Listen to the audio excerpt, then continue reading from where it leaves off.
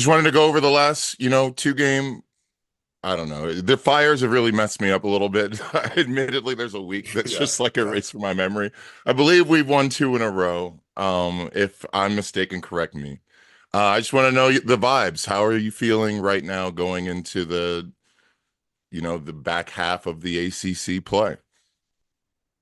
Well, I think momentum is the thing that comes to mind right now. Our players are really, they've really embraced the new system. We've had 11 new guys come in this year. And with that, 11 new players need to learn terminology coming from 11 different places. And so that has taken a little bit of time, but the players have really kind of learned that. They're playing well together. The ball is moving. We want to see more assists, of course, but the wins have been great to see. Had a good road win at NC State, followed it up with a win against Florida State, and then a game against Miami that really came down to a one possession game. Um, but the momentum is there going into this road trip at SMU.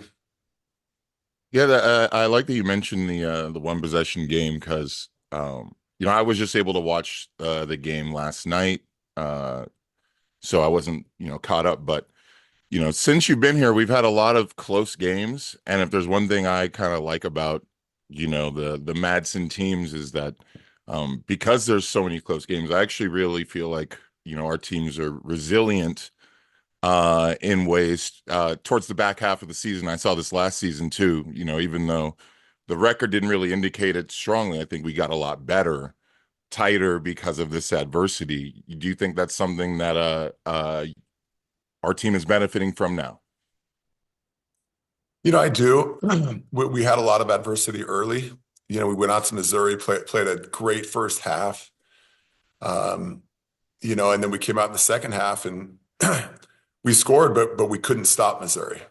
We made some mistakes defensively. They got the momentum going, and we had a couple mistakes down the stretch, and that was a tough loss for the team, for the program. The loss against North Carolina on the road was a tough loss. But what I'm proud about with this group of players and staff is that when there is a tough situation, everyone always rallies together and comes back the next day, shows up, ready to work, um, ready to put forth their best effort, and really ready to fight. And so I'm proud of our group for that.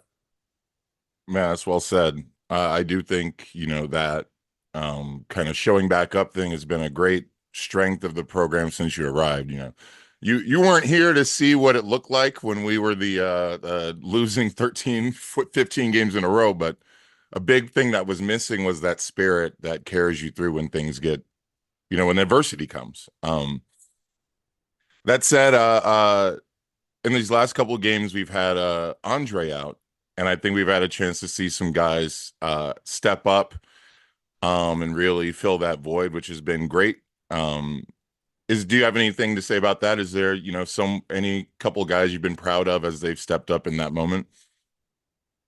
Well, there's been a lot of guys, with Andre being out, this is a close-knit locker room, and guys really do want to pull for each other and pick up the slack when someone's down, whether it was Marty when he lost his mother, whether it's Andre right now going through an injury and an illness. DJ Campbell has really stepped up, making huge defensive plays, you know, getting to the free throw line late, knocking down free throws, being a guy who can really be depended on, in a lot of scenarios. And then on top of that, you look at Jeremiah Wilkinson, who's coming off a 30-point performance in our most recent game against Miami, made some huge plays late in the game. And defensively, he's getting deflections. He's stunting the post.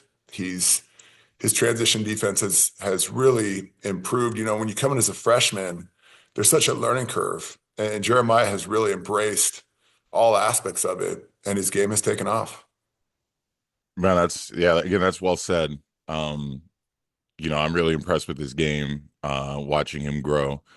I think one thing that the community on Bear Insider is always kind of curious about is, how difficult it is. You're recruiting guys, you got freshmen we're developing. we only have so much time to bring a team together. And there's one thing that I really try to be forgiving of with the program is just it's hard. It's hard getting 10 guys brand new to buy into something new every year. And I wonder, if, what kind of challenges you face with that, or if that's something you think you've done better at or worse at, because I just think that's really difficult. I don't know. No, Rod, look, I agree 100%. You never want to have to bring 11 new guys in. That's the last thing you want to do. Now, the reality is, NIL has become a big part of the landscape in college basketball and college football. And so sometimes players just really feel the need to go in the portal to explore kind of NIL opportunities. And that's an area where Cal is strong. We're growing towards, I think, being one of the top in the country NIL wise. We're not there yet, but we're growing in that way. And so, with the whole NIL world, a lot of schools are dealing with the fact that a lot of schools that aren't at the top of the NIL world, like we are now, you're going to deal with a little bit of turnover. And it's our job to manage that. It's our job to reduce that in every way that we can, leveraging the Cal degree, leveraging location, culture, the family environment here. And we are very excited to retain more players going forward, so that we can have the continuity, so that we don't have this challenge, Rod, of trying to bring so many new faces together every summer. And couldn't agree more. I guess this is like one of these platforms, right? Like, how can I mean, obviously, give money, alumni, but Yeah, is there something more specific you'd like to say to the, we don't do this often. If yeah. someone's on the fence or someone's considering how to help, what do you think is the best way going forward for someone listening?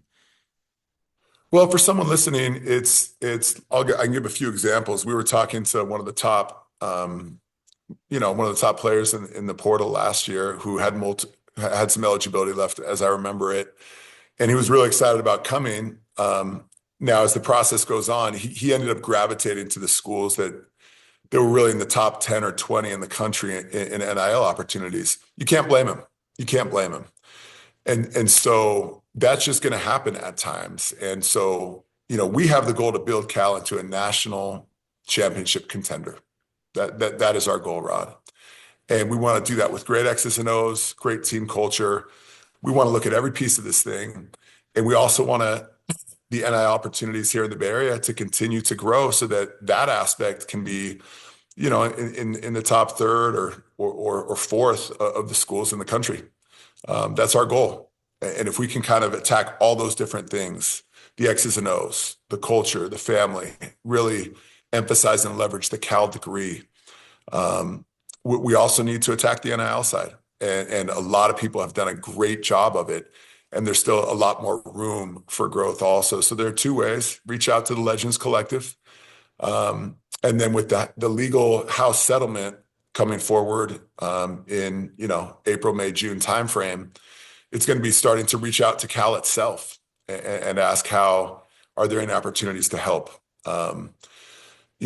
Retention, guys, and just a big part of retention, not the only part, but one of three or four big factors is going to be NIL opportunities. And if we find ourselves lower on that totem pole, it's one of three or four areas where a player has to make a decision. Can they totally disregard that? Can they disregard it partially? Can they, take significantly less opportunities for great X's and O's? These are the trade-offs that need to be made. Yeah, yeah, yeah. Thank you for that thorough breakdown. I've been looking more and more into it. It's funny, you can't really keep up with NIL news. It's like evolving every couple Yeah, weeks, for real. yeah, yeah, Uh, I won't keep you too long. I think that I'd love to do this more often, but I'm informal. I'm an informal guy. You can see there's just yeah, like wooden paintings behind me, but yeah. I'm glad that the people got to hear you break that down because I know that from what I'm hearing on the streets, we're doing quite well in terms of what we're presenting to potential athletes. So, I've given you guys credit for that. And part of that starts with, the listeners here giving you guys the fuel to do your job well. So, Yeah.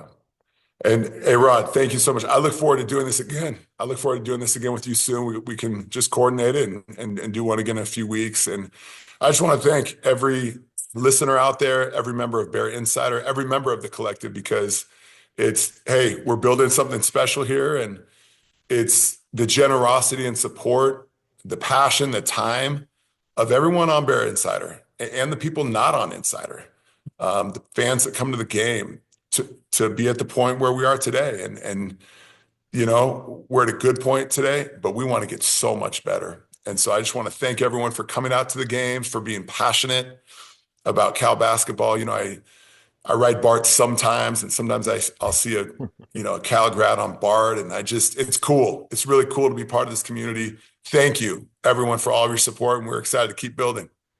man, thank you, Mark. Enjoy. Get back after it.